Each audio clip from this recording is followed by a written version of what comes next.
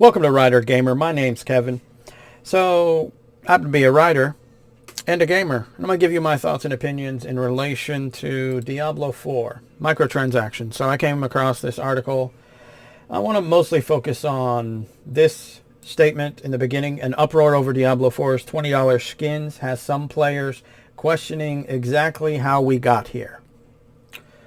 I'm going to show you how we got here, because ironically you can find that answer in this, not even in the article, but on the same page of the article. So here's one reason how we got here.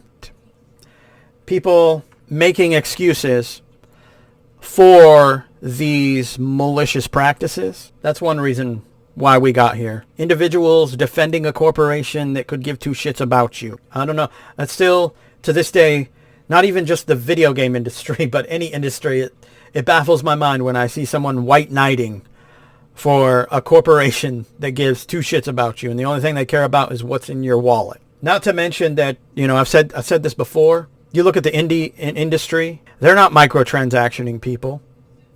So if video games, if nobody makes money off of the initial game sale, which is ironically something that Electronic Arts perpetuated back in the day, then why is it that the indie game industry isn't using microtransactions in the same facet as the AAA side? Because if they were hurting for money, smaller team, less graphics, that's irrelevant. Because if we just go by the actual statement that no developer makes money from the initial game sales, then why aren't indie developers doing it? So far, no one that has made this excuse has ever been able to respond and give me an answer to that question. But that is, you know, you're going to see a trend here, ladies and gentlemen. Again, here is why we are in the state that we're in. You don't have to go far to see why we are in the state that we are in.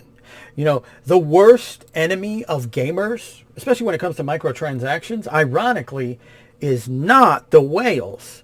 Ironically, it's not the publisher or developer, it's other gamers. Because a lot of gamers have this mentality, don't like it, don't buy it.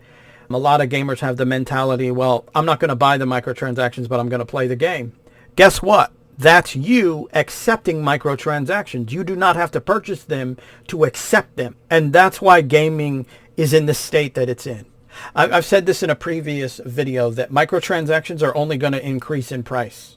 It's not going to be long before cosmetics are $100. People will bitch about it, but guess what? Per gamers, because they have done this and proved this in the past, they will accept. If you doubt it, there's plenty of comments like this throughout this article in the comment, which is kind of funny. I never understood those kind of comments. Like, you know, stop crying over nothing. It's like you're literally crying over people who are taking concerns with it. I mean, if you're not bothered by it, then that means you generally don't really care about it, so move the fuck on. But don't sit here and demean other people who take issue with it because you don't want to, I don't know, listen to them complaining when you could just keep scrolling.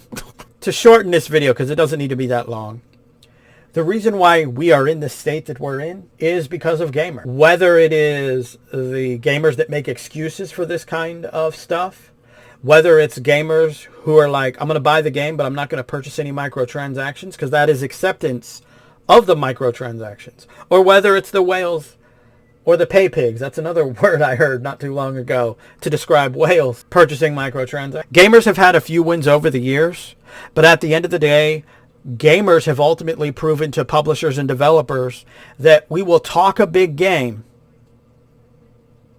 but eventually we'll just shut up and play our games.